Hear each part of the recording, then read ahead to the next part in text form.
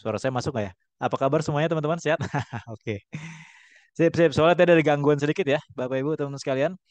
Tadi ada gangguan, kita jadi agak telat nih masuknya nih. Mohon maaf, ada gangguan teknis sedikit. Kita mungkin telat sedikit 10 menitan ya dari jadwal yang sudah kita tentukan. Oke, sekali lagi. Assalamualaikum warahmatullahi wabarakatuh. Bismillahirrahmanirrahim. Wassalatu wassalamu ala rasulillah. La haula wala quwata illa billah. Selamat malam, teman-teman, Bapak Ibu sekalian.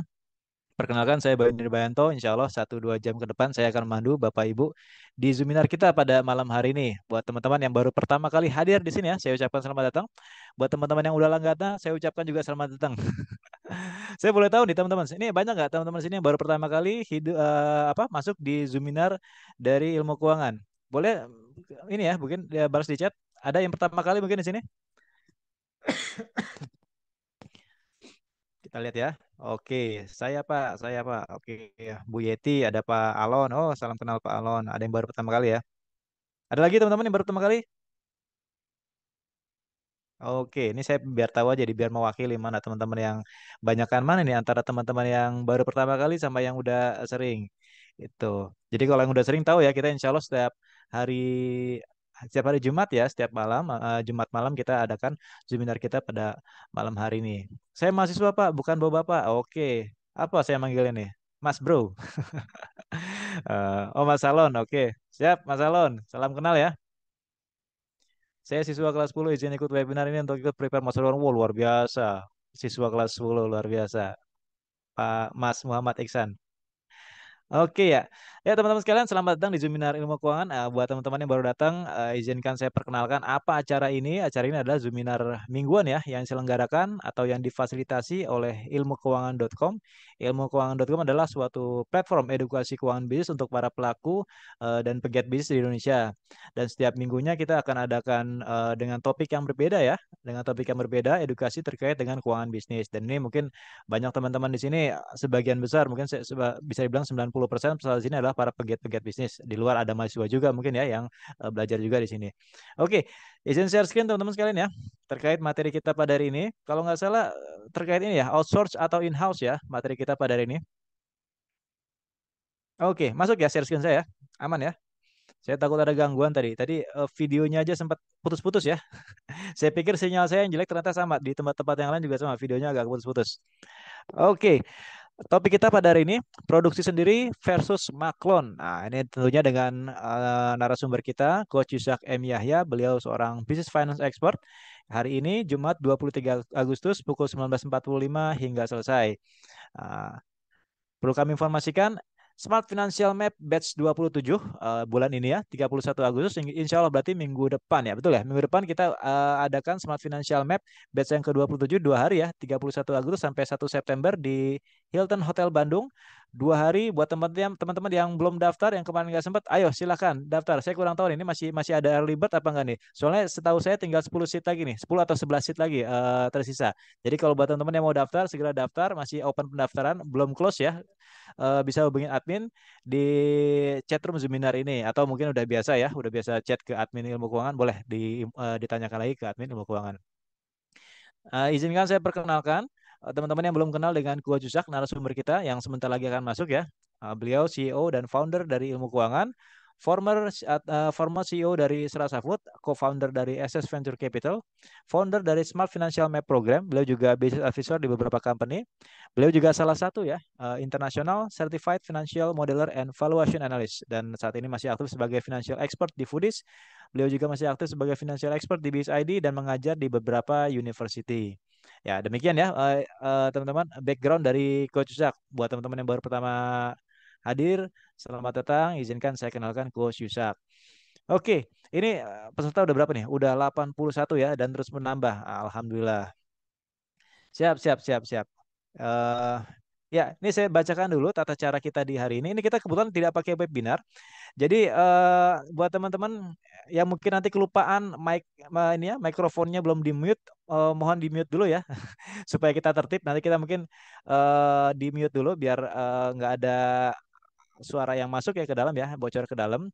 izin nanti teman-teman silakan di-mute dulu. Nanti tata cara kita di hari ini cukup sederhana. Yang pertama ada dua sesi. Sesi pertama sesi pemaparan materi, sesi kedua sesi tanya jawab. Nah, nanti di chat room silakan kalau teman-teman pengen berinteraksi dengan Coach Ucak silakan di chat room.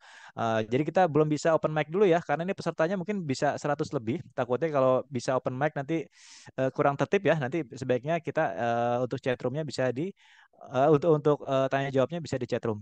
Itu. Nah, untuk tanya jawab sebaiknya teman-teman jangan pas lagi coach saya kasih materi. Simpan aja dulu pertanyaannya, ditaruh di note dulu, ntar tinggal copy paste aja pas sesi kedua. Takutnya nanti kalau udah masih sesi satu, teman-teman udah ngasih pertanyaan, nanti tenggelam teman-teman. Nanti nggak kebaca oleh coach saya pertanyaannya. Tenang aja, nanti kita ada sesi khusus untuk tanya jawab ya, untuk bahan trigger kita untuk diskusi pada hari ini. Nah, ini saya pengen tahu nih teman-teman di sini ya. Ini peserta beberapa ada yang saya kenal muka-mukanya nih, nama-namanya. Tapi apa bener ya ada alumni juga, ada juga mungkin yang masih baru ya. Tapi kayaknya banyak yang baru ya teman-teman di sini hari ini ya. Boleh ya, mungkin perkenalkan dulu ya teman-teman yang hadir di sini. Silahkan absen dulu ya, nama, dari kota mana dan bidang usahanya apa. Boleh teman-teman kita kenalan dulu di chat room. Nanti juga biasanya khusus begitu masuk dia lihat dulu nih dari mana aja pesertanya. Silakan teman-teman. Ketik nama, dari kota mana dan bidang usahanya apa. Terima kasih.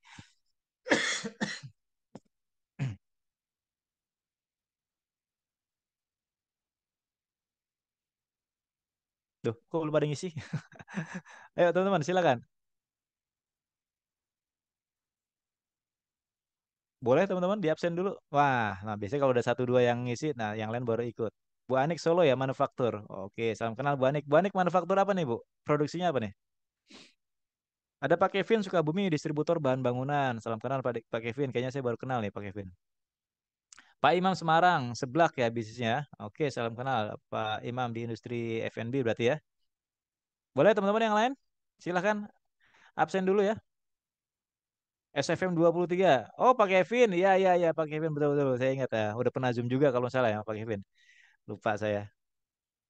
Siap, siap. Ada Bu Hana. Wah, mulai banyak nih. Pak Aji, Jakarta Digital. Pak Apris Mulyadi, Waikanan Lampung, Industri Pengolahan Kram Rubber. Wah. Mas Unggul, Sleman. Cireng isi dengan bolen pisang. Waduh, mantap. Jadi lapar saya nih dengar Pak Mas Unggul nih ya. Cireng isi dengan bolen pisang. Oh, bolen pisangnya kayaknya bikin ngiler nih. Leo distributor botol oksigen, makanan kecil dan pakaian bekas. Oh, banyak usahanya ya. Salam kenal Pak Leo. Pak Samuel, Maba Eva Usu ya, Stambuk 24. Oh, mahasiswa yang barusan ya. Oke, Mas Samuel, salam kenal. Mas Iksan, Pak Iksan ya, Solo. Oh, Mas Iksan ya, kelas 10. Sementara masih proses ngumpulin ilmu dulu. Wah, luar biasa nih. Luar biasa betul nih. Oh, udah masuk Coach Zak. Assalamualaikum Coach Zak.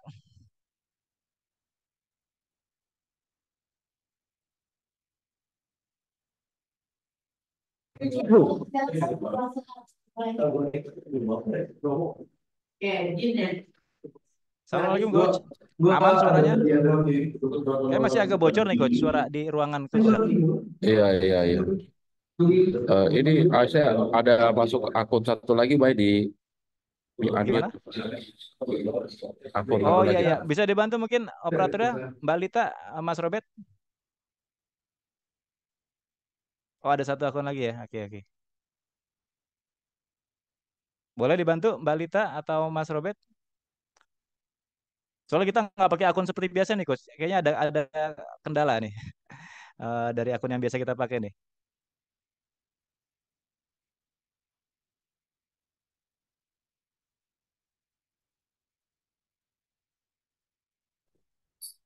Oke, gimana, baik?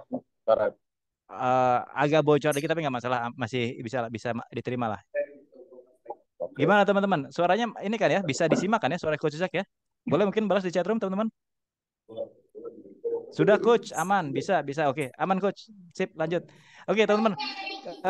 Tadi sudah saya perkenalkan Coach Zak sendiri dengan teman-teman di sini. Ini peserta baru hadir 89 ya. Dari kalau saya lihat dari berbagai bidang usaha, ada alumni juga tentunya, dan juga banyak teman-teman yang masih baru pertama kali hadir di sini. Karena memang kita udah mulai banyak ya sekarang ada Zoominar buat alumni nih. Biasanya siang kita hari Selasa atau Rabu ya. Jadi kayaknya banyak kan di sini yang hadir teman-teman yang non alumni yang baru pertama kali. Nah, ini udah ada 89, Coach Izak 91 udah nambah lagi ya. Sesudah perkenalan Coach Izak dengan terkait materi kita pada hari ini outsource atau in-house gitu. Nah, ini eh, langsung aja Coach ya. Kita supaya efisien waktu dan tempat kita persilahkan. Silakan Coach Izak. Oke, sekarang gimana? Suara saya gimana? Bisa bisa disimak Coach, aman. Oke.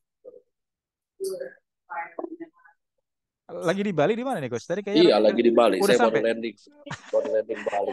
Tadi tadi siang baru ketemu kita, baru ngobrol-ngobrol, udah tahu Iya, malam udah nyampe Bali. Oke, silakan ya Coach. gitu.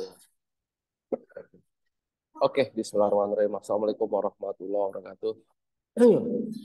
Alhamdulillah, salatu wassalamu ala Rasulillah. Oke, teman-teman. Eh, Alhamdulillah gitu ya. Sesuai jadwal, kita adakan webinar series bersama dengan Ilmu Keuangan gitu ya. Eh, Walaupun sebenarnya posisi saya lagi di Bali. Saya baru landing tadi maghrib ya di Bali, waktu Bali. Terus macet, saya lagi ada posisi ada di Kuta, habis makan. Habis ini mau langsung ke Ubud, kita sewa villa di sana ya, bersama keluarga gitu ya. Karena hari Minggu insya Allah saya akan ikut Bali Marathon. Wah, maraton, maraton, Ya, pantesan ya. maraton. Bela-belain ke sana, maraton berarti kayaknya Ya, Coach. jadi ke Bali saya cuma buat lari doang. Oke, buat teman-teman yang di Bali, ya ntarlah cari waktu kita ketemu ya. Oke, buat teman-teman yang lain juga saya sering lari ya di eh, beberapa kota. Oke, kita akan bahas materi sesuai topik gitu ya. Produksi sendiri atau outsource. Nah, ini fenomena ya teman-teman ya. Dulu ya, dulu itu nggak keren kalau bisnis itu nggak punya pabrik. Jadi orang-orang dulu tuh kalau belum bisa dibilang bisnis kalau belum punya pabrik. Jadi harus punya pabrik, produksi sendiri. Terus buat mereka yang bisnisnya apa logistik, belum keren kalau mereka nggak punya gudang, ya. Belum keren kalau mereka nggak punya apa armada gitu ya. Semuanya harus punya sendiri. Akhirnya apa? Ya akhirnya memang bisnis itu ya berbiaya mahal karena kita harus mengadakan aset dan segala macam. Nah, sekarang kalau kita lihat ya teman-teman, bisnis itu udah beda dengan mungkin 30-40 tahun yang lalu. Sekarang justru banyak perusahaan-perusahaan yang meng-outsource ya produksinya, meng-outsource logistiknya gitu ya, meng-outsource warehousing-nya dan segala macam. Nah, lalu ngitungnya kayak gimana sih? Gitu ya. Ambil contoh misalkan eh, hampir semua brand yang Anda kenal sekarang. Misalkan Anda tahu sepatu sport Nike. Nike dulu punya pabrik. Sekarang dia nggak punya pabrik. Dia meng-outsource semuanya produksinya. Apple dulu juga produksi sendiri. Sekarang dia outsource ke China di beberapa negara. Adidas juga begitu. Samsung juga begitu. Gitu ya. Nah, artinya apa? Ini ada fenomena apa sebenarnya? Nah, eh, di saat yang bersamaan, kalau kita juga lihat beberapa restoran, mereka udah mulai meng-outsource kitchen-nya. Ya, mereka lebih banyak fokus untuk membuka cabang ya dibanding mereka memperbesar kitchen. Nah, jadi bagaimana sih kita memutuskan ini? Ya, apakah kita produksi sendiri ataukah kita outsource? Ataukah kita kirim barang sendiri ataukah kita outsource?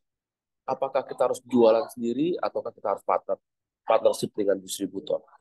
Apakah kita harus kirim sendiri ataukah kita bisa partnership dengan fulfillment agregator? Gitu ya. Nah, sekarang outsourcing seperti itu udah banyak dan nggak cuma pabrik. Pengiriman bisa, gudang bisa di outsource, logistik bisa di outsource, apalagi yang nggak bisa di outsource. Bahkan saya berpikir nanti CEO, presiden direktur ya, CFO, semuanya juga bisa di outsource lagi. Gitu. Jadi udah nggak perlu in-house nantinya. Karena udah banyak ya istilah kayak CFO service, direktur HRD, CEO service gitu ya. Artinya itu juga udah banyak dan fenomena ini udah ada. Nah, lalu dasarnya apa? Kita memutuskan itu semua, nah, gitu ya. Ya kalau kita belajar dari Nike misalkan, ya tentunya banyak faktor. Ya banyak faktor. Pertama, ya upah minimum. Dulu Nike punya pabrik di Amerika ya itu mahal produksi. Gitu ya. Belum lagi kaitannya sama undang-undang tenaga kerja. Ya kalau di Eropa, waduh itu yang namanya undang-undang tenaga kerja itu parah teman-teman. Ya betul-betul dia sangat melindungi pekerja. Yang ujung-ujungnya pengusaha yang nggak sendiri gitu. Kalau nurutin, makanya kalau teman-teman ke Eropa, ya datang ke hotel ya nggak banyak pegawai hotel di sana. Ya pegawai hotel ya cuma beberapa aja. Ya, karena memang mahal tenaga kerja di sana. Nah, jadi atas dasar itu perusahaan mulai berpikir untuk lakukan outsourcing, gitu ya. Ya salah satu masalah biaya. Yang kedua masalah apa? Karena kalau kita in-house, kadang-kala bukan cuma masalah biayanya aja, tapi ada undang-undang, ada aturan-aturan dari pemerintah setempat yang membuat kita jadi sulit kalau kita lakukan itu sendiri dibandingkan kita outsource. Nah, anyway, saya bukan orang yang pro sama outsourcing, enggak, gitu. Beberapa perusahaan saya minta untuk produksi sendiri. Beberapa perusahaan saya minta, saya kasih advice ya, untuk dia meng-outsource. Ada Maaf, satu coach, perusahaan suaranya hilang. logistik. Cek, cek. Halo, halo, Suaranya hilang, coach. halo. Sekarang gimana, Bang? Halo, halo, halo, halo. Ya, ya, udah masuk, udah masuk ya, coach. Aman. Udah ya. Bahkan ada satu perusahaan logistik, ya, which is logistik apa sih core-nya? Ya, ada satu perusahaan logistik ya, kargo. Ya, core-nya apa sih? Lalu apa yang harus mereka miliki? Ya, mereka harus punya gudang, mereka harus punya armada ya, untuk ngirim dan segala macam. Itu saya minta untuk outsource semua. Kalau perlu juga perlu punya gudang, juga perlu punya armada. Sekarang perusahaan logistik, perusahaan kargo yang punya gudang banyak, kagum gudang. Yang punya apa? Punya armada banyak, kagum. Ya, gimana caranya kita bisa kerja sama? Kebetulan perusahaan ini memang fokusnya lebih ke perusahaan pelanggan, customer, gitu ya. Customernya kan nggak mau tahu ini dikirimnya dari mana, mobilnya apa, kan nggak nanya-nanya juga. Yang penting tepat waktu, barangnya nyampe, nggak rusak kan gitu kan. Ya, harganya oke. Nah, itu gimana caranya? Kita berhasil. Ya, betul bisa mengoutsource ini semua. Tentunya pada saat kita mencari partner ya, ada eh, ada PR lah di situ. Tapi itu bisa dicari jalan keluar.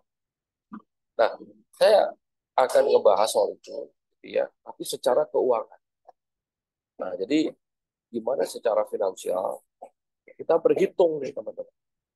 Nah, kita berhitung mana yang sebenarnya yang lebih bagus, apakah kita kerjakan sendiri ataukah kita outsource. Ya, untuk apapun. Ya, untuk apapun. Baik untuk produksi, untuk logistiknya, warehousing dan segala macam. Nah, apa sih yang harusnya kita hitung? Jadi produksi sendiri atau outsource ini bukan soal keren-kerenan. Harus ada dasar keuangan yang kita jadikan sebagai acuan kita dalam mengambil keputusan. Gitu ya teman-teman. Nah sekarang bagaimana kita ngitungnya? Mana yang lebih baik? Kita kerjakan sendiri atau kita outsource? Saya ambil contoh ya teman-teman. Apa sih yang harus Anda perhatikan? Gini, tentunya pada saat Anda berpikir gini, ada pengusaha berpikirnya gini, Gua kalau beli bahan, gua kalau beli produk dari supplier, kalau produk yang gue beli produk jadi, ya, itu harganya misalkan 5.000. Ini gue hitung-hitung nih, kalau gue produksi sendiri, paling dapatnya 4.000. Ya, banyak dari pengusaha berpikir bahwa kalau dikerjakan sendiri lebih murah hasilnya. Ya, nah jawabannya belum tentu, teman. Bisa iya, bisa juga enggak. Nah, saran saya pada saat Anda mau mau membandingkan, contoh tadi ya, kalau kita pakai supplier 5.000, kalau kita produksi sendiri itu harganya 4.000 hitungan Anda. Nah, itu sebenarnya kesalahan fatal membandingkan seperti itu. Kenapa saya bilang kesalahan fatal? Karena kita hanya membandingkan variabel cost. Ya, yang kita bandingkan itu kan cuma variabel cost-nya doang. Ya, jadi kalau misalkan nih, coba misalkan eh, supplier harganya 5.000, produksi sendiri Anda udah hitung ya, pakai formula cost ya, atau recipe cost atau whatever ya namanya ya. Itu Anda udah hitung dapat di 4.000. Nah, lalu Anda berpikir tuh kan lebih murah produksi sendiri. Ini salah ngitung kayak gitu. Salah. Salah total. Dan ini banyak. Banyak dari mereka yang menghitungnya cuma begitu. Dan ini kesalahan. Dan ini fatal. Ada satu perusahaan, ya, omsetnya udah ratusan miliar. Dia cabangnya udah ratusan juga. Bangkrut bisa dibilang sekarang. Ya, ancur-ancuran bisnisnya. Gara-gara salah ngitung. Yang ngitung ini. Tadinya dia pakai supplier, terus dia bikin pabrik sendiri. Dia hanya berhitung kalau produksi sendiri lebih murah. Nah, Bapak Ibu, kenapa saya bilang ini salah? Salah karena yang Anda bandingkan cuma variabel cost-nya doang. Ya, dan ini salah. Nah, produksi sendiri ini ada cost yang lain di luar variabel cost. Apa itu variabel cost? Raw material cost, ya, kan? Material cost. Apalagi misalkan direct labor cost. Anda mungkin hitung, ya. Apalagi Anda bandingkin, ya packaging, ya, misalkan ya cost. Ada cuma bandingin variabel ini semua nih yang Anda bandingkan. Ya, nggak boleh kayak gini. Anda harus berhitung bukan variable cost, tapi full cost. Ini yang harus kita perlu ingat. Kalau pada saat kita beli 5.000 harga di supplier, ya, kita kan nggak bayar listriknya dia, kita nggak bayarin internetnya dia, kita nggak bayarin gajinya dia, kita nggak bayarin orang keuangannya dia, marketingnya dia enggak. Kita cuma langsung beli produknya 5.000 kan gitu ya. Sementara 4.000 kalau kita produksi sendiri, kita masih harus bayar listrik, masih harus bayar apa? Gaji satpam, belum lagi nanti ada kerusakan pabrik, kerusakan mesin, maintenance. Ini kan jadi nggak apple to apple untuk dibandingkan. Ya, poin yang ingin saya sampaikan. Pada saat Anda memutuskan apakah produksi sendiri ataukah di outsource, jangan hanya bandingkan variabelnya. Paham ya? Harus dihitung full costing. Nah, lalu bagaimana kita menghitung full costing? Ya, kita hitung. Nah, Anda harus mengetahui beberapa jenis biaya yang muncul, ya, yang harus kita bandingkan. Yang pertama ada namanya relevant cost, ya, biaya relevan atau biaya pembeda. Dan irrelevant cost, ini biaya atau sunk cost ya, ini biaya yang tidak relevan atau biaya yang apapun pilihannya pasti keluar. Nah, apa itu relevan dan irrelevant cost? Saya kasih gambar aja deh, susah ngejelasin nanti. Misalkan Anda mau beli paket nasi ayam sama minuman, ya. Anda beli yang mana, teman-teman? Anda beli yang 23.000 atau beli yang 20.000? Coba Anda tulis. Anda kira-kira mau beli yang mana?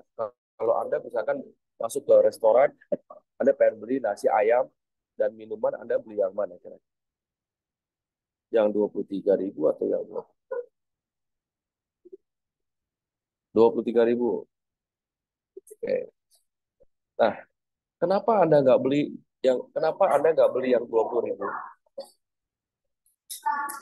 Anda nggak beli yang 20.000?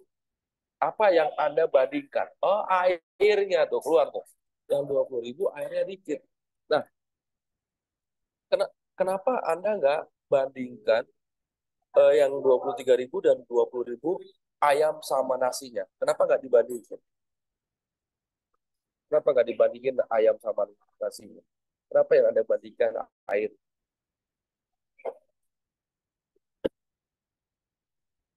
Kira-kira kenapa?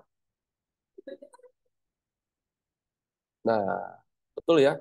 Jadi kalau kita lihat di sini, Bapak Ibu, ayam sama nasinya sama, maka Anda nggak ngebandingin. Nah, karena ayam sama nasinya ini sama, ini yang disebut dengan sunk cost atau irrelevant cost.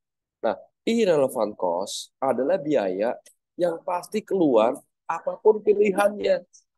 So, nggak usah dipikirin sunk cost. Nih, jadi ayam sama nasi nggak usah dipikirin. Kenapa? Karena ini sama. Nah, yang beda airnya. Nah, airnya ini yang disebut dengan relevant cost atau biaya pembeda. Ya, oke. Nah, jadi ini sebagai pembedanya gitu ya teman-teman. Nah, kita lanjut lagi ya. Nah, sekarang bagaimana kita ngitungnya? Jadi Anda udah tahu ya, relevant cost itu adalah biaya pembeda yang harus dibandingkan. Sementara irrelevant cost adalah biaya yang pasti keluar apapun pilihan. Oke, jadi pahamin ya.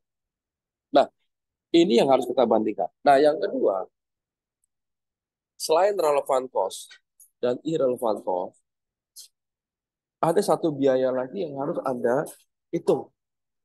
Apa itu? Yang namanya opportunity cost. Ya, biaya dari peluang. Apa tuh biaya dari peluang? Biaya dari peluang adalah biaya yang akan hilang, yaitu adalah opportunity yang akan hilang jika kita memilih salah satu. Ya, jika kita memilih salah satu, itu ada opportunity yang hilang. Contoh, ya. Contoh, opportunity cost itu kayak gitu. Hari ini saya diundang untuk mengisi sebuah event dengan bayaran misalkan ya, dengan bayaran ini umpama aja ya, dengan bayaran 20 juta untuk mengisi di sebuah seminar lah, tentang apalah, tentang keuangan atau apa. Nah, saya akan mendapat bayaran 20 juta. Nah, di saat yang bersamaan, saya harus kembali. Untuk apa? Untuk lari. Yang mana lari itu ya saya nggak dibayar, saya kan bukan atlet. Gitu. Jadi saya mau lari di Bali. Ya. Nah, di Bali saya akan keluar duit nih untuk beli tiket, untuk hotel dan segala macam. Nah, misalkan nih tiket hotel dan segala macam habis 10 juta. Berapa biaya saya ke Bali? Ada yang bisa bantu jawab nggak? Berapa biayanya saya ke Bali? Kalau kayak gitu.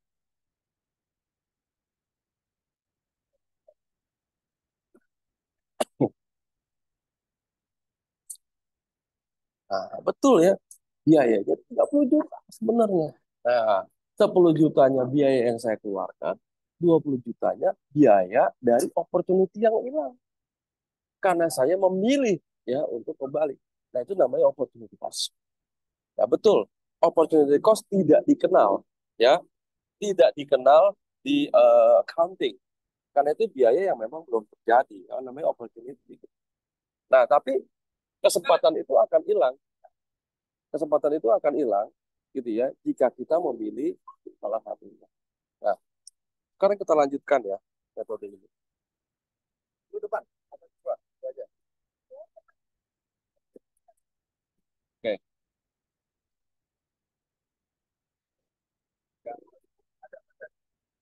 oke, kita lanjut ya. Sebentar, teman-teman.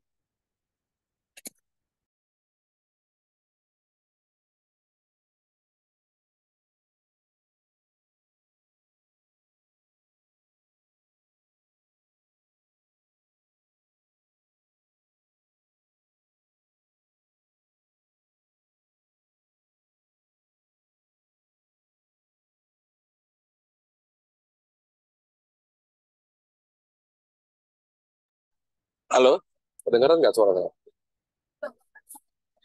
Aman, aman, coach. Aman Lanjut, ya, lanjut. Ya. lanjut, oke. Nah, sekarang kita hitung ya. Ya, sekarang kita hitung. Saya kasih contoh. Sorry ya teman-teman ya. Ini saya bawa rombongan. Oke, bawa anak kasih bayi. Oke, sekarang kita lanjut. Ini ada satu contoh ya. Ada satu perusahaan. Ini real case ya. Ini case yang real ya. Ini ada satu perusahaan.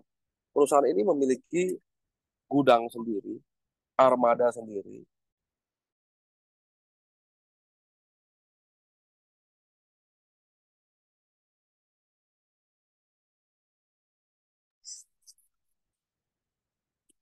Halo, halo. Aman, coach. Terdengar cukup baik, Aman ya? cukup Oke. aman, aman. Nah, di sini Anda bisa lihat ya. Jadi ada satu contoh perusahaan. Perusahaan ini tuh memiliki gudang sendiri, punya armada sendiri, punya pabrik sendiri. Nah, sekarang kita mau memilih perusahaan ini dalam kondisi bimbang, ya. Bimbang, apakah logistiknya mau dia kerjakan sendiri atau dia mau outsource.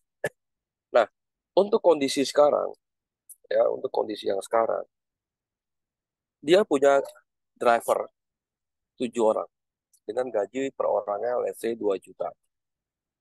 Lalu punya satu orang admin. Lalu dia punya orang supervisor ya dengan gaji 3 juta. Lalu dia punya gudang punya sendiri seharga 3,6 miliar kalau didepresiasikan 60 juta sebulan. Lalu dia punya 6 mobil box dan 6 mobil box dengan harga 120 jutaan. Dengan total vehicle depresiasinya penyusutannya di 25 juta. Dan dia juga punya truk ya 2 truk dengan harga 300 juta. Nah, terus untuk bisa merunning ini semua, dia harus maintain ya, ada maintenance dan ada bensin tol, parkir dan segala macam. Nah, itu harus dikeluarkan. Nah, ini skill. Nah, lalu ya, perusahaan ini kalau mengoutsource ya, kalau ini mengoutsource, kalau ini di outsource 50 juta sebulan. Nah, lalu perusahaan ini menghitung nih. Jadi eh, manajer operasionalnya pengennya ini tetap dikerjakan sendiri. Bosnya pengen ada pilihan untuk di outsource. Karena menurut ownernya ini kayaknya udah ribet di perusahaan kita. Nah, manajer operasionalnya, wah ini kalau di outsource gue takut kehilangan pekerjaan nih. Banyak anak buah gue yang bakal dirumahin. Nah, akhirnya si eh, apa antara owner dengan manajer gitu ya, ini berdiskusi lalu mulailah hitungan ini keluar. Kalau di outsource 50 juta sebulan habisnya. Kalau dikerjakan sendiri begini. Nah, maka dibuatlah perbandingan. Nah, perbandingannya begini. Ini biaya bulanan. Ini kalau dikerjakan sendiri, ini kalau di outsource. Kalau kita hitung Bapak Ibu, di sini eh, biaya bulanannya 7 driver dikali 2 juta 14 juta. Supervisor 3 juta, admin 2 juta, transportasi dan maintenance 15 juta. Depresiasi bangunan all vehicle ya 60 juta vehicle dan segala macam total 119 juta. Nah, kalau dikerjakan sendiri 50 juta gitu ya. Nah, kan kalau kita lihat lebih mahal dikerjakan sendiri. Nah, lalu si manajer si operasionalnya bilang, Pak, nggak bisa dong kalau dibandinginnya dengan depresiasi. Depresiasi ini kan non cash gitu ya. Sementara 50 juta ini cash gitu kan kalau kita outsource. Jadi bagusnya dibandinginnya hanya cash yang cash aja, transaksi yang cash. Oke. Nah, kalau kita menggunakan transaksi yang cash, ini gaji 7 driver 14 juta, supervisor 3 juta, admin 2 juta, transport dan maintenance 15 juta. Total biayanya sebulan itu 34 juta. Sementara kalau di outsource itu 5. Oke, tuh kata manajer keuangan, manajer operasionalnya, kan lebih murah kalau dikerjakan sendiri dibandingkan di outsource. Ada selisih 16. Nah, 16 ini yang sebut dengan relevan cost. Jadi relevan cost-nya itu 16 untuk kasus ini. Tanpa memperhitungkan depresiasi. Padahal depresiasi tetap harus dihitung ya. Tapi let's say lah ini kita nggak anggap depresiasi. Nah, dari sampai di sini, perbandingan relevan cost-nya adalah minus 16. Artinya apa? Artinya produksi atau mengerjakan sendiri lebih murah dibandingkan di outsource kan gitu ya. Nah, apakah berhenti di sini perhitungannya? Jawabannya enggak. Ada satu lagi opportunity cost. Let's say ini kita outsource dengan 50 juta sebulan. Kalau ini kita outsource, kita punya gudang nganggur nggak teman-teman? Kita punya mobil nganggur nggak? Kalau ini kita outsource. Nah, mobilnya ini dan gudangnya ini, kalau kita sewain dapat duit nggak? Nah, anggap kita sewain, karena yang namanya aset, kalau udah dirubah bisnis prosesnya, itu biasanya ada tiga nanti opsinya. Yang pertama kita jual, yang kedua kita utilisasi, yang ketiga kita sewakan. Nah, ambillah kita misalkan kita mau sewakan, ya, kita mau sewakan. Nah, maka ini akan muncul yang namanya opportunity cost. Kalau bangunannya itu kita sewakan, kalau truknya kita sewakan, kalau van-nya kita sewakan, kita akan dapat lagi duit ya sebesar 55 juta kalau dengan kita menyewakan itu semua. Sementara dan akhirnya 89 sebenarnya cost kita ya. Cost kita itu sebenarnya bukan 34 ditambah dengan opportunity cost 89, sementara kalau di outsource itu cuma 50.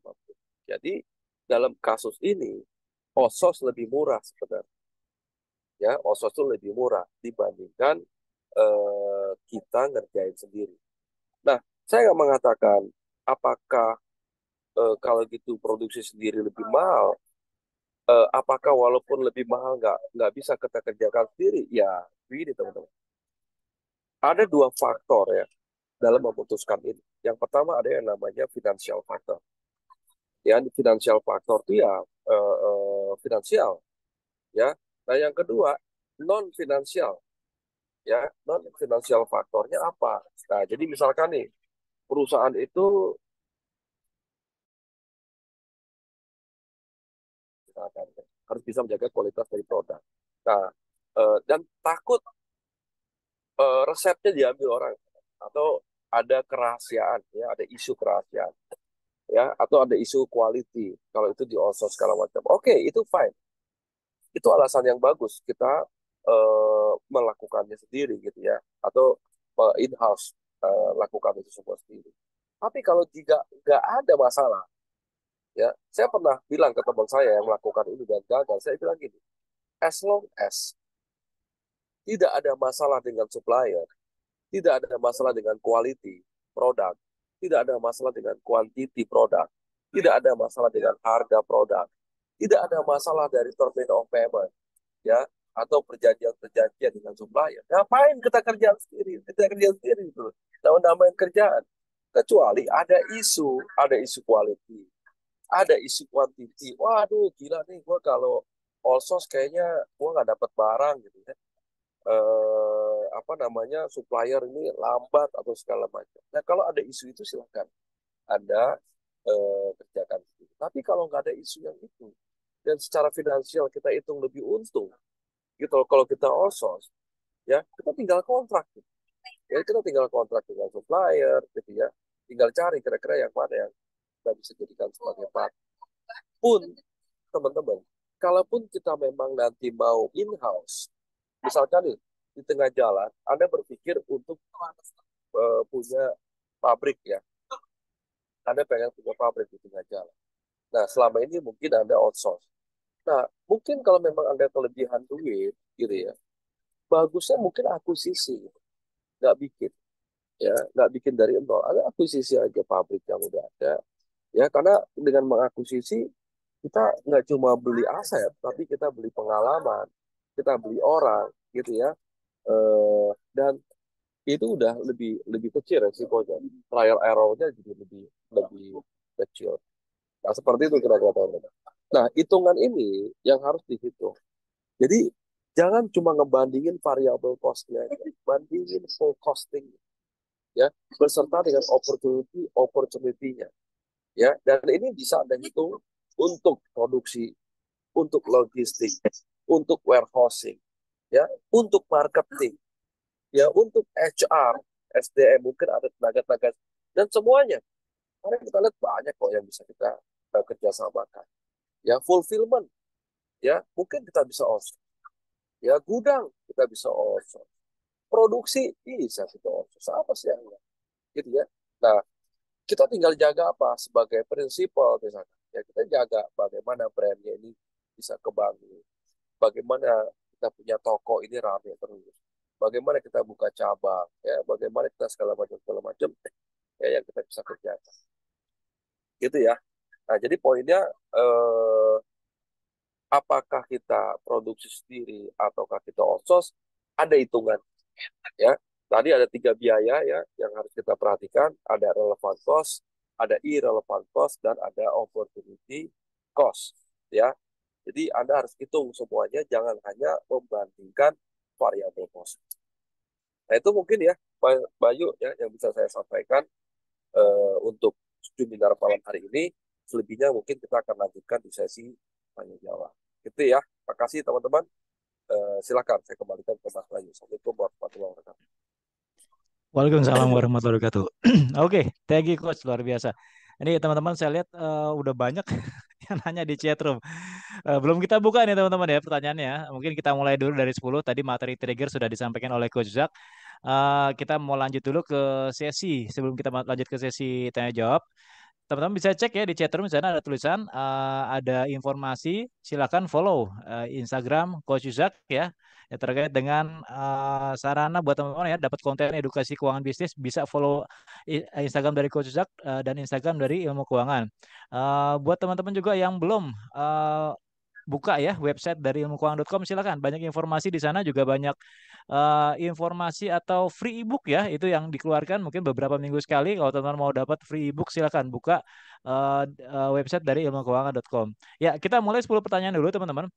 Jadi nanti di pertanyaan silakan teman-teman tulis nama dan bidang usahanya apa, lalu silakan ketik nama ininya ya, pertanyaannya, supaya nanti pertanyaannya bisa relevan dengan background industri teman-teman. Kita mulai dari 10 pertanyaan dulu, silakan teman-teman isi dulu, atau teman-teman tadi yang udah isi pertanyaannya di sebelumnya udah keburu tenggelam, silakan di copy paste dulu. Ya, kita start dari 10 pertanyaan dulu. Mungkin sambil nunggu teman-teman isi dulu atau mindahin pertanyaan yang dari atas ke bawah, mungkin boleh ya Mas Robert ya, kita putar video highlight dari kelas Smart Financial Map yang akan kita laksanakan insya Allah pada tanggal 31 Agustus nanti. Silakan Mas Robert. Thank you.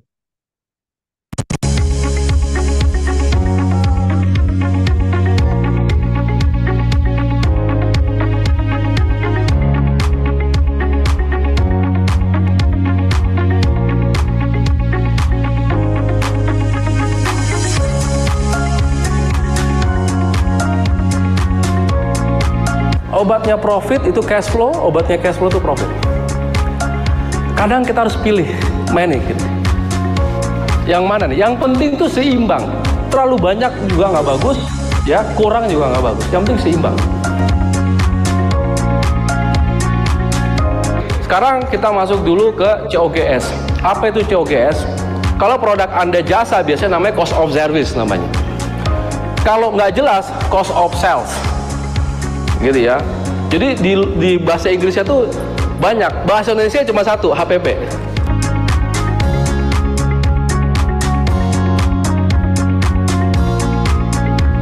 Penyampaian materi dari Coach Zak sangat ringan sekali. Luar biasa ya, penyampaiannya mudah dimengerti, enak dicerna. Bagi saya pribadi yang awam terhadap ilmu keuangan, cukup alergi dengan angka-angka. Coach memberikan semua pemahaman itu ke kita sampai detail. Penyampaiannya bagus, interaksinya bagus. Karena ilmu yang disampaikan oleh Coach Yuzak itu sangat detail dan bermanfaat sekali tentunya. Apalagi saya yang basicnya dari dokter ya, jadi saya nggak ngerti banget tuh tentang ilmu keuangan gitu ya. Jadi pas pada saat belajar dengan Coach Yuzak di sini itu sangat-sangat membantu sekali, dan bahkan ini menurut saya sebagai orang awam ya yang nggak tahu sama sekali tentang keuangan, yang basicnya itu cuma teknik, ini sangat membantu banget buat kita yang sedang mengembangkan usaha. Jadi buat teman-teman yang mungkin di bisnisnya belum tahu cara bagaimana membaca laporan keuangan dengan detail, ini kelas bagus banget. Memajukan perusahaan, begitu juga dengan menghadapi konflik-konflik yang ada.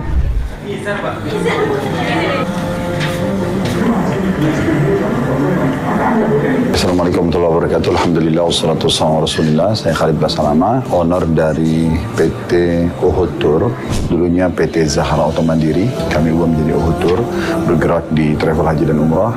Saya juga menggeluti F&D, ada restoran Timur Tengah, Ajot Resto. Saya menghadiri bersama Coach Yuzak di pelatihan keuangan, dan ini saya sendiri merasakan sangat besar manfaatnya karena memang di situ banyak sekali solusi-solusi yang diberikan dari beliau untuk memajukan perusahaan. Begitu juga dengan menghadapi konflik-konflik yang ada, menghadapi pasar pada saat orang itu harus mengembangkan usahanya, dan sekian banyak hal-hal yang bisa didapatkan oleh teman-teman. Maka saya rekomendasikan untuk para owner CPO untuk juga ikut andil dalam acara seperti ini. Semoga bermanfaat. Assalamualaikum warahmatullahi wabarakatuh. Ayo teman-teman, silakan daftar di kelas Smart Financial Map terdekat ya. Insya Allah tanggal 31 Agustus nanti sampai tanggal 1 September. Pendaftaran masih open ya teman-teman. Yang mau daftar silakan bisa cek nanti di chatroom, bisa di scroll ke atas ya, itu ada adminnya. Ya oke, kita mulai dari 10 pertanyaan dulu. Ini saya lihat baru 2 pertanyaan nih. Yakin nih cuma 2 aja nih. Nggak penasaran dengan pertanyaan dengan materi trigger tadi. Ayo silakan. Ini masih banyak ya, masih ada 8 pertanyaan lagi ya. Kalau teman-teman mau isi pertanyaannya silakan di chatroom, terus saya cek ya pertanyaannya. Oke, Coach Yuzak, sudah ready Coach? Ini baru 2 sih Coach pertanyaannya. Apa kita ngobrol dulu nih terkait dengan event kita insya Allah tanggal 31 Agustus nanti nih Coach ya. Ini masih 2 pertanyaan, nggak apa-apa lah kita ngobrol sedikit Coach ya. Mungkin ada teman-teman yang masih ngopi paste pertanyaannya, tadi ada yang tenggelam soalnya saya udah nggak kelihatan di atas. Terkait ini Coach, acara kita nanti ya, insya Allah minggu depan tanggal 31 Agustus sampai 1 September ya, 2 hari kita belajar di Hotel Hilton. Nah ini saya mewakili teman-teman aja, ini sering teman-teman yang WA nanya gitu ya, ini beneran nih Mas Bayu, ini kita 2 hari bisa belajar keuangan gitu ya, secara komprehensif dan sampai pembuatan financial modeling kan gitu ya Coach ya, bikin financial projection. Nah ini gimana sih metode? Sebenarnya apa emang bisa gitu, bisa belajar 2 hari sampai selengkap itu materinya Coach? Itu mungkin pertanyaan Coach. Ya, alhamdulillah ya. Ya tentunya semua kemudahan yang saya dapatkan itu semua datang dari Allah ya. Baik ya. Ilmu juga datang dari Allah. Jadi gini, ini SFM udah batch yang ke-27 tadi. Ya. Beribuan peserta sudah. Ya, jadi alhamdulillah testimoni dari mereka sangat baik. Terutama mereka-mereka yang backgroundnya bukan keuangan. Yang mereka bisa menerima ilmu ini dengan baik, dan yang terpenting bukan cuma ngerti, tapi bagaimana mereka bisa menerapkan ilmu ini ke bisnisnya mereka. Ya, saya banyak sekali di telepon, dihubungi sama di WA ya sama alumni. Mereka mengatakan bahwa ilmu yang didapatkan di kelas-kelas SFMT begitu diimplementasikan langsung bisa berimpact ya, baik terhadap pertumbuhannya, terhadap profitnya maupun terhadap cash flow. Nah memang karena ini batch yang udah ke-27, tentunya saya udah banyak belajar. Bagaimana sih metode belajar yang tadinya rumit itu menjadi mudah dan menyenangkan. Nah, jadi karena saya selalu start dari kenapa, why ya. Lalu kita mulai belajar analisa-analisa, lalu kita belajar tentang semua laporan keuangan ya, tentang laporan keuangan kita pelajari, menganalisis laporan keuangan, bagaimana menjadikan laporan keuangan sebagai bahan kita membuat strategi, itu kita dapat dalam waktu 2 hari. Alhamdulillah Allah kita akan. Nah, jadi ya pengalaman yang udah gitu ya. Ya semuanya teman-teman bisa belajar selama 2 hari A sampai Z tentang keuangan bisnis. Ya teman-teman bisa belajar. Makanya banyak yang bilang, wah ini SFM ini 2 hari ini udah kayak belajar 2 tahun. Betul, belajar kayak orang mau ngambil MBA gitu ya, atau MM Finance. Nah itu cukup ya, ada belajar di SFM 2 hari. Nah itu baik, kira-kira baik. Oh iya, dan satu lagi coach ya, wah ini kesempatan networking ya, ini ada puluhan perusahaan yang udah daftar coach ya, dari Sabang sampai Merauke nih, dan biasanya memang Betul. hampir 70% peserta ini dari luar luar Jabodetabek justru yang hadir ya, Ya. dari Makassar, dari Kalimantan, dari Sumatera ya. Teman-teman yang mau daftar, ayo silakan, sekaligus juga tentunya selain belajar belajar keuangan bisnis, nanti kita juga bisa networking ya dengan para pengusaha-pengusaha brand lokal juga. Bahkan kemarin tadi tadi ada videonya ya, ada Ustadz Halid ya, salah satu brand lokal terbaik di Indonesia juga, Ajwa Resto dan Uhud Tour ya. Jadi teman-teman bisa nanti ya, kadang-kadang suka surprise ya. Kita nggak tahu nih ntar ada siapa yang hadir di sana gitu. Ya, Oke. betul, betul. Yang ikut kelas saya tuh kebanyakan ya banyak perusahaan. Mungkin bisa saya bilang hampir semua brand-brand yang lokal ya, yang besar-besar ya, insya Allah udah pernah ikut kelas saya, insya Allah ya, insya Allah. Jadi memang variasi ya. Ada yang bisnisnya masih puluhan M ya, belasan miliar. Ada yang udah ratusan, ada yang udah triliunan juga ikut kelas saya. Insya Allah. Jadi apa ya, banyak gitu ya, artis dan segala macam. Dan saya nggak pernah mengendorse gitu ya kelas itu. Jadi kalau teman-teman lihat mungkin ada artis, ada Ustadz Khalid, Masya Allah itu guru saya gitu ya. Jadi nggak pernah saya lihat. Jadi saya dihubungin teman-teman. Saya dihubungi sama timnya beliau ya, karena beliau ingin ikut kelas. Beliau ingin belajar gitu sama saya. Ya akhirnya Masya Allah. Jadi beliau yang ilmunya udah banyak banget datang, dan saya nggak ada endorse, nggak bayar saya nggak bayar dia gitu ya, nggak ada gitu ya kan. Jadi memang ya, ya itu tentunya kemudahan ya dari Allah. Jadi itu banyak networking. Anda bisa networking dengan siapapun, baik yang udah apa, yang di kelas Anda nanti di batch 27 ataupun di batch yang lain, karena setelah itu nanti akan ada grup eksklusif ya untuk alumni, betul ya Pak ya? Betul, Ada betul. grup eksklusif untuk alumni, dan saya tiap minggu itu ada juminar khusus untuk alumni. Jadi di luar juminar ini ada juminar khusus lagi buat alumni, untuk kita bisa menjaga silaturahmi dengan narasumber teman-teman saya juga, nggak cuma saya gitu ya, yang akan berikan ilmu gitu. Gitu kira-kira Pak. Iya, wah itu teman-teman ya. Networking juga tentunya ya. Oke, coach, ini pertanyaan udah mulai masuk nih ya. Ini ada yang ketinggalan di atas, saya takutnya tenggelam ya di menit 27. Banyak amat. Enggak, menit ke 20 ke 27. Ya. Bagaimana membukukan opportunity cost dalam laporan laba rugi? Ini pertanyaan Pak Riyadi. Dari mana nih pertanyaan ini? Menit 20-27 tuh coach. Oh iya, ya, oke. Nggak ada. Jadi opportunity cost itu bukan accounting. Ya, opportunity cost itu adanya di manajemen. Jadi gini, opportunity cost itu memang tidak bisa dicatat ya, karena memang belum terjadi. Accounting itu kan mencatat historical, ya, mencatat historical. Nah, opportunity cost kan belum terjadi. Namanya opportunity kan ke depan ya. Sesuatu yang kalau kita ini gue dapat gitu, tapi karena kita nggak ngerjain ya kita nggak dapat.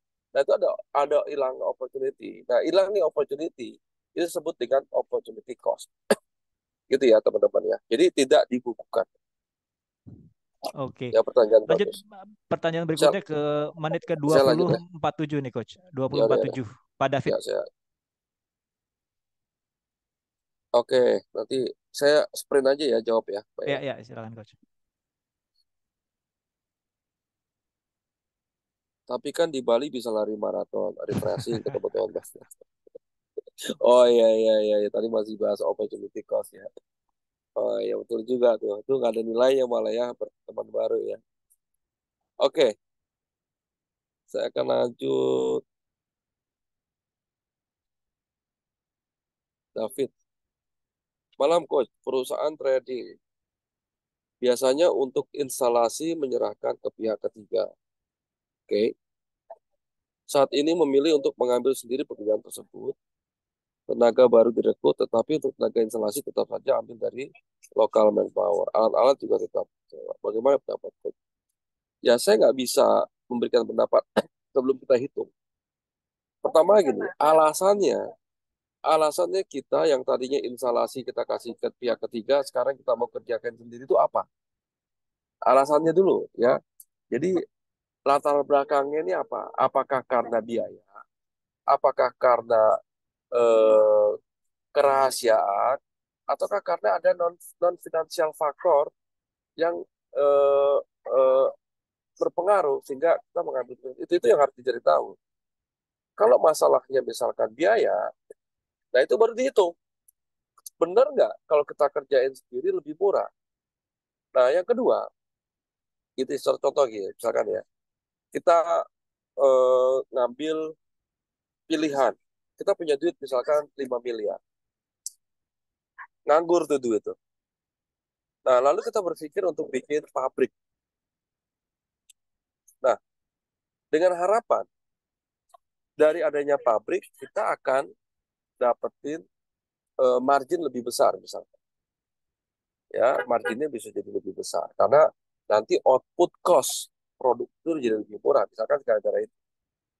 Nah, saya akan berpikir gini, kalau 5M ini kita bisa putarkan atau kita bisa kembangkan di marketing atau di produk baru yang bisa meningkatkan omset, ya berapa return tambahan yang kita bisa dapatkan? Jangan-jangan itu bisa jadi lebih besar yang kita dapatkan dibandingkan aja kalau kita buat pabrik. Nah itu harus dihitung. Nah jadi cari tahu dulu ya Mas David, kenapa itu kita harus ambil sendiri, dan kalau masalah keuangannya ya arti itu jawaban saya. Ya.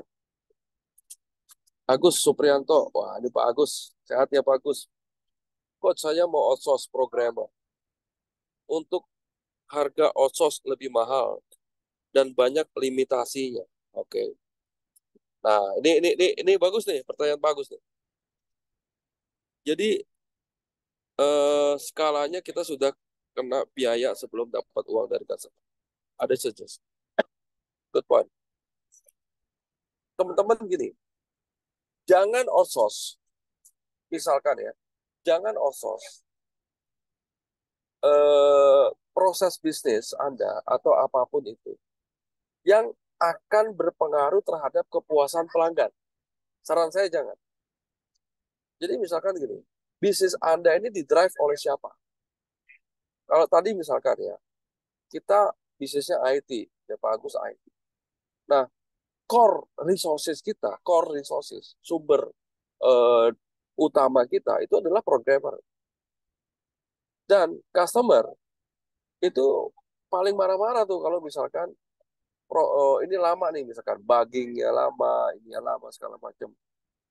Lalu itu kita outsource, yang menyebabkan outsourcing company itu kurang responsif. Gitu ya. Sehingga customer komplain lama kita respon. Dan akhirnya kita kehilangan customer. Nah, menurut saya itu jangan. Jadi kalau yang berkaitan dengan customer, saran saya jangan. Ya, kecuali memang nggak ada masalah, Anda bisa kontrol. Yang jadi problem, kalau Anda lempar itu ke agensi, agensi itu kan kliennya nggak cuma Anda. Ya, contohnya programmernya di outsource. Nah, programmer itu nggak cuma ngerjain project kita doang, dia ngerjain yang lain. Lalu bagaimana mereka membagi waktunya? Lalu bagaimana mereka menjaga standar kualitinya? Nah, jadi menurut saya sih untuk case ini ya Pak, kalau memang programmer itu adalah core ya, dan ini berkaitan langsung dengan customer, ya, maka sebaiknya menurut saya ini di-in-house-in. Nah, ini ya teman-teman, pertanyaan Pak Agus ini menjawab kalau ada non financial factor, ya, walaupun itu nantinya lebih mahal kalau kita kerjakan sendiri, saran saya handle sendiri. Jadi cari kira-kira apa sih sebenarnya yang dibutuhkan oleh customer. Nike kenapa meng-outsource pabrik ya, kenapa nggak dia kerjakan sendiri? Karena customer-nya Nike nggak nanya tuh sepatunya diproduksi di mana. Dia nggak nanya, dia nggak peduli juga di pabrik yang mana sepatu itu dikerjakan. Gitu ya. Sepanjang Nike masih bisa jaga kualitinya, masih bisa jaga desainnya, ya, masih bisa jaga distribusinya, dan sepatu itu udah dimarketingin dengan banyaknya atlet-atlet yang pakai, maka nggak ada masalah. Nah, jadi itu poin yang bagus. Jadi kalau kalau programmer itu adalah core-nya, maka saran saya itu yang justru di-in-house. Nah, apalagi ini ya, harganya jadi lebih mahal dan ada limitasinya gitu. Nah, apalagi saya emang kalau IT ya, ini tricky ya teman-teman. Kalau IT itu banyak sekali biaya-biaya siluman gitu ya. Kalaupun kita mesti outsource, mungkin nggak full kita outsource. Ya, ada bagian-bagian tertentu yang kita in-house-kan juga. Nah, gitu ya, mungkin bagus ya. Kayak Mova, sehat-sehat ya. Alhamdulillah sudah Zatul SFM, insya Allah. Kaltim, wah, di Kaltim lagi maju. Izin nanya, Ihsan, biaya kelasnya berapa? Wah, itu nanti Mas Bayu tuh yang jawab. Dodo, ketika di outsource dan kita dapati biayanya lebih murah daripada dikerjakan sendiri, parameter apa yang dapat menunjukkan bahwa kita sama-sama saling menguntungkan dan tidak saling menjolimi? Tanya. Nah, betul ya. Ini bagus. Hubungan kita dengan supplier, hubungan kita dengan supplier itu harusnya bukan cuma sekedar jual beli, ya, bukan cuma transaksional base aja. Tapi ini harus dibangun hubungan win-win dan jangka panjang, gitu ya. Maka harusnya tidak saling menzalimi, gitu. Nah, jadi jangka panjang kita dengan supplier itu harusnya jangka panjang hubungannya, ya, bukan cuma. Makanya kalau sama supplier itu ya, apalagi supplier itu supplier utama kita, supplier Pareto. Dari 10 supplier, 80% bisnis kita ada di satu atau dua supplier. Maka hubungan ini harus dijaga, jangka panjang. Ya tentunya dituangkan lah dalam perjanjian kerjasamanya seperti apa. Ya, dijaga hal-hal yang berkaitan dengan kerahasiaan. Ya, fair dalam transaksi. Ya, apa itu misalkan win-win? Win-win tuh gini, jangan sampai kitanya untung, partner kita mati, itu nggak boleh. Yang namanya win-win itu semuanya harus happy. Makanya kalau kita negosiasi, itu bawa ini yang contohnya gini, kita negosiasi ke supplier, ya, supplier pengennya kita bayarnya cash, kita pengennya bayarnya 14 hari, nego. Nah, jangan datang ke supplier, ngomongnya gini, bos, mundur dong bayarnya 14 hari. Ya, kalau saya nggak pernah lakukan itu. Saya akan minta, misalkan nih ke supplier, bisa nggak bayarnya kita mundurin 14 hari, gitu ya, tapi nanti saya akan beli lebih banyak. Jadi apa yang akan membuat si supplier itu senang ketika kita bernegosiasi akan satu hal. Jadi kita minta, kita memberi gitu. Nah itulah partnership menurut saya. Jangan cuma meres terus gitu. Jadi apa? Or misalkan nih, temponya dipanjangin 30 hari, tapi harga boleh naik sekian. Gitu. Kalau memang ada masalah cash flow. Or sebaliknya, harganya kita minta dikurangin, tapi kita bisa bayar lebih cepat. Misalnya. Jadi itu ya win-win ya, win-win solution ya untuk. Wah, salam ya sama Ibu Dia, juga penggerak UMKM luar biasa. Semoga sehat-sehat ya Bapak Ibu ya. Gitu ya, Mas Dodo ya. Oke, Agil, bicara tentang supplier, bagaimana menjaga kebocoran cashback dari supplier. Nah, ini fraud ya, ini fraud. Fraud itu ada yang dilakukan di internal sistem kita. Ada yang dilakukan di luar sistem kita. Ya, itu fraud. Ya, jadi kalau misalkan nih di bagian food purchasing, dia tidak melakukan markup, dia tidak melakukan korupsi, dia tetap melakukan prosedur ya pembelian ya dengan tender lah atau apalah segala macam. Udah, tapi dia minta cashback dari supplier. Menurut saya ini masuk kategori fraud yang parah, bro. Ya, dia minta cashback. Kan nggak ngerugiin perusahaan, kan kayak gitu. Jadi misalkan perusahaan itu kita beli dari supplier, harganya misalkan 10.000, ya tidak di markup, tapi supplier memberikan cashback ke orang purchasing kita Rp1.000. Nah, kalau kayak gitu sebenarnya kan kita bisa beli harga 9.000 dong ke supplier. Betul nggak sih? Berarti supplier itu ngasih harga 10.000, itu 10.000-nya tuh udah ditaruh untuk kasih itu orang. Itu fraud menurut saya. Ya, itu fraud. Nah, jadi bagaimana kita mendeteksinya? Nah, yang di luar sistem ini emang lebih sulit dideteksi. Kalau saya akan berkala melakukan random checking. Ya, random checking. Saya akan biasanya untuk supplier yang besar, rutin, itu kadang-kadang saya suka random. Ya, suka random. Suka ngecek. Dan saya suka ada yang namanya mystery shopper. Ya, mystery shopper. Gitu ya. Untuk ngecek tuh kebiasaan-kebiasaan orangnya seperti apa. Sama tuh. Kalau kita berbisnis dengan apa retail modern, wah tuh banyak tuh retail modern yang bayarnya kayak gitu. Kita dibukain PO, nanti dia minta cashback. Nah, menurut saya itu fraud, ya. Dan merugikan perusahaan. Ya, tentunya merugikan perusahaan. Jadi kita dari sisi supplier ya, juga kayak gitu. Si purchasing-nya ternyata minta cashback, ya, dari suppliernya. Gitu, itu juga merugikan. Gitu ya teman-teman ya. Jadi bisa pakai mystery shopper, ya bisa random checking, tanya ya. Dan yang kedua, orang kalau memang bisnis Anda udah mulai besar, purchasing itu gitu ya. Purchasing itu kan bahasa ya, dan itu ini ya. Itu harus gonta-ganti orangnya dalam arti gini.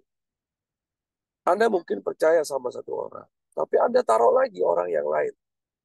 Jadi jangan orang yang udah lama ya, udah bertahun-tahun di situ nggak berubah-ubah, nggak harus dirubah. Ya, posisi itu harus dirubah. Minimal partnernya.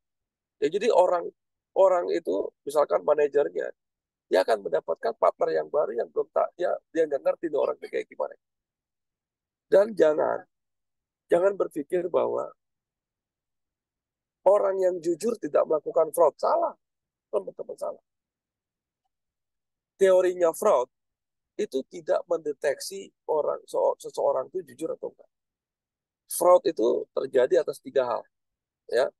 Dan di dalam tidak 3 hal ini tidak ada jujur atau enggak. Yang pertama adalah ada kebutuhan. Orang yang jujur, misalkan nih, ada si X, ya, dia punya gaji 10 juta misalnya. Selama ini dengan 10 juta dia cukup memenuhi kebutuhan rumah tangga. Dan tiba-tiba ada kebutuhan yang mendesak. Misalkan ya, anaknya harus bayar sekolah atau apa. Yang dia nggak ada duit. Ada kebutuhan. Itu yang pertama. Yang kedua ada kesempatan.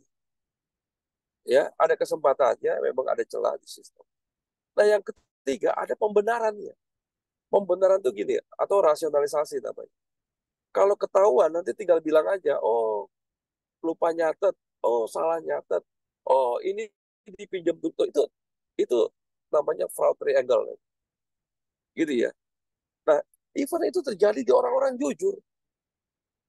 Saya malah ketemu ya dengan orang-orang yang agamanya bagus. Gitu ya, dipercaya sama seseorang untuk menghandle perusahaannya. Lakukan fraud. Ya, lakukan fraud. Ingat Bapak Ibu, setan di mana-mana gitu. Ya, setan di mana-mana. Ketika dia ada kebutuhan dan dia ada kesempatan dan dia bisa mencari rasionalisasinya, dia akan lakukan itu. gitu ya. Nah, data yang lain tidak ada, hampir semua perusahaan itu eh, terjadi fraud. Hampir semua perusahaan. Mau yang sistemnya udah bagus banget, perusahaan yang sistemnya masih jelek, semuanya pasti terjadi fraud. Dan semua orang berpotensi melakukan fraud. Even anak ownernya pun melakukan fraud. Owner pun melakukan fraud. Ya, fraudnya untuk apa? Untuk kepentingannya dia. Pajaknya diakal-akalin, gitu kan. Owner kan pengen bayar pajak lebih murah, gitu. Nah, dengan cara segala macam. Jadi, fraud itu memang ada. Nah, Anda tinggal pilih fraud mana yang tidak bisa ditoleransi, ya. Ya SP1, SP2, SP3-nya itu ya Anda harus bikin aturan. Gitu ya. Wih, makin banyak. Kevin, panjang nih Kevin. Coach nanya, bisnis saya distribusi bahan bangunan di Sukabumi. Oke. Salah satu aset terbesar adalah pembangunan gudang atau tempat penyimpanan. Kira-kira ada saran atau tips ketika kita ingin mengembangkan area baru yang jauh dari gudang pusat, sulit untuk di-cover oleh gudang existing. Kapan baiknya kita harus sewa outsource dan kawan-kawan? Oke. Kan bagus. Gini, pada saat kita lakukan ekspansi di area baru, saran saya, karena area baru itu market baru dan kita belum punya pengalaman ya di sana gitu ya. Saran saya sih, jadikan semuanya biayanya jadi variabel dulu, jangan fix. Ya, jadikan variabel dulu, jangan fix cost. Kenapa? Karena kita harus make sure market di sana itu bagus. Gitu ya. Kalau udah bagus, nanti baru mungkin kita tambahkan untuk membeli aset. Mungkin kita bisa kerjasama dulu, ya Kevin ya, dengan pemilik gudang di sana. Gitu ya, sebelum kita akuisisi. Kecuali memang kita punya free cash flow yang cukup ya. Ya, tapi sebaiknya mungkin kita bisa kerjasama, partnership, or kalau bisnis kita kuatnya itu di customer, ya itu kan bisa cuma jadi fulfillment center doang misalkan. Ya tempat. Or memang kita perlu display, itu beda lagi ya.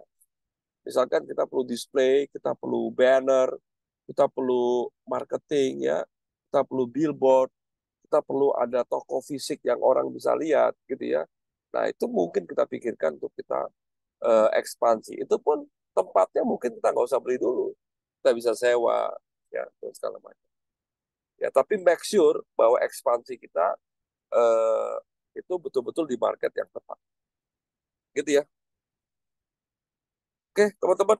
Ya, alhamdulillah semua pertanyaan udah saya jawab gitu ya. Terima kasih, pertanyaannya luar biasa, keren-keren gitu teman-teman.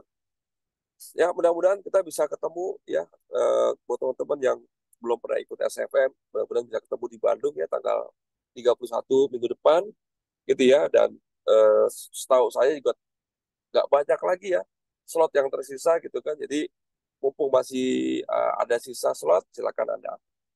Itu terima kasih teman-teman.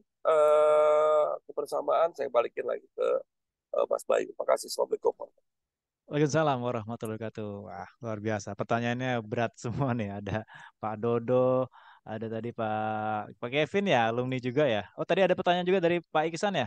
Bertanya biaya kelasnya berapa, jangka waktu berapa lama? Oh, kalau yang ini free Pak, insya Allah setiap minggu kita adakan. Dan ada juga kelas buat alumni. Oh iya, buat teman-teman alumni, pastikan ya, pantau terus grup alumni. Kita kan ada Zoominar pendalaman ya. Insya Allah setiap hari Rabu atau Selasa nanti cek aja deh di grup alumni.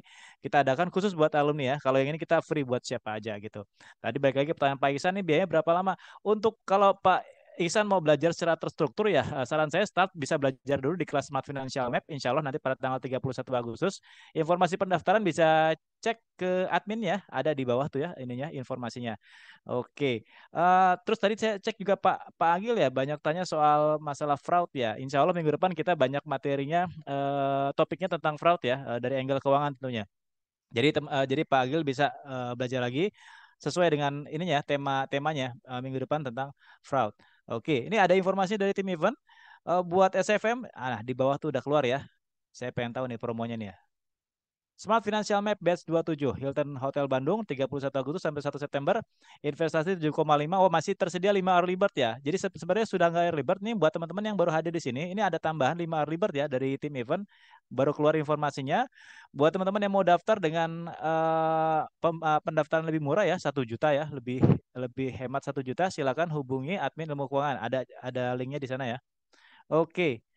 Jangan lupa follow juga Instagram dari Coach Yusak, Instagram ilmu keuangan terkait dengan edukasi harian dari ilmu keuangan. Teman-teman bisa juga belajar di sana dan juga bisa belajar dari website kami www.ilmukeuangan.com. Banyak juga di sana ada free ebook ya. Teman-teman bisa buka website resmi dari ilmukeuangan.com. Oke, Coach Yusak, sebelum saya close mungkin ada closing statement, Coach.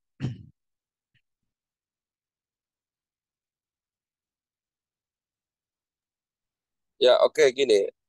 Jadi teman-teman, ya memang keinginan saya punya visi ya, punya misi bagaimana eh, kita bisa berkontribusi ya terhadap pertumbuhan bisnis-bisnis yang ada di Indonesia, gitu ya, menguatkan ya secara keilmuan bagaimana owner ini bisa tumbuh bisnisnya dari pembelajaran keuangan. Nah, sebenarnya ada juga yang nanya ke saya gini, Coach, kelasnya mahal-mahal. Sebenarnya enggak. Teman-teman, ini Juminar gratis nih. Teman-teman bisa ikuti setiap minggu gitu ya. Materinya nggak saya kurang-kurangin. Ya, materi yang saya sampaikan di sini di mana sama aja kok teman-teman bisa ikut. Ya, prinsipnya buat saya bukan bayar. Nah, tapi kalau ikut SFM kelas itu kan di hotel. Hotelnya juga bintang 5. Jadi ada biaya yang harus kita bayar. Belum lagi di situ ada panitianya, ada event organizer-nya, ada nah, itu juga perlu biaya gitu ya. Ada jaket, nyetak modul, ada makan. Nah, itu ya tentunya di situ ada biayanya, teman-teman ya. Kalau teman-teman mau belajar yang gratis silakan ikut Juminar atau di website ilmu keuangan, betul ya. Di website ilmu keuangan tuh banyak banget ilmu. Tiap hari kita ada ilmu baru, teman-teman. Itu bisa download tools keuangan, ya, bisa download ebook, ya, ebook itu setahu saya, yaitu nih ebook ya, itu sebulan tuh ada 10 ebook. Saya meng-hire tim ya untuk menulis, ya, menulis ebook dan ini apa namanya? Ya ini free ya teman-teman bisa download itu cara gratis. Ada artikel tiap hari ada artikel baru tentang keuangan. Ada video-video dan di luar itu juga di Instagram saya upload terus reels ya video-video pembelajaran keuangan. Jadi buat saya ilmu itu datangnya dari Allah, kita bagikan ke sebanyak-banyaknya orang ya. Jadi bukan mahal kelas saya itu karena memang ada biaya yang kita harus keluarkan. Gitu ya teman-teman ya. Jadi silakan ya Anda terus belajar. Yang penting Anda terus belajar gitu ya. Jangan sampai bisnis kita bangkrut gara-gara kita nggak punya ilmu. Itu Pak ya. Coba buat teman-teman yang masih mau ketemu sama saya gitu ya, minggu depan kita ketemu di Bandung. Terima kasih, baik. Oke, thank you Coach Zak. Ya, alhamdulillah ini udah selesai acara kita pada ini. Tadi dari sesi pertama pemaparan materi kedua udah lanjut lagi ke diskusi ya teman-teman sekalian. Terima kasih Coach Zak. Ini luar biasa kita belajar banyak pada hari ini. Insya Allah kita ketemu lagi minggu depan lagi dengan Coach Zak di hari dan jam yang sama. Terima kasih buat teman-teman peserta yang hadir di hari ini. Terima kasih atas partisipasinya. Tadi saya lihat banyak ya teman-teman di sini ya yang saya kenal. Ada Mas Mova, ada Pak Bambang ya, ada Bu Devina, ada Pak Agus ya, ada Pak Agus juga ya. Terima kasih atas partisipasinya. Saya Bayu Nirbayanto.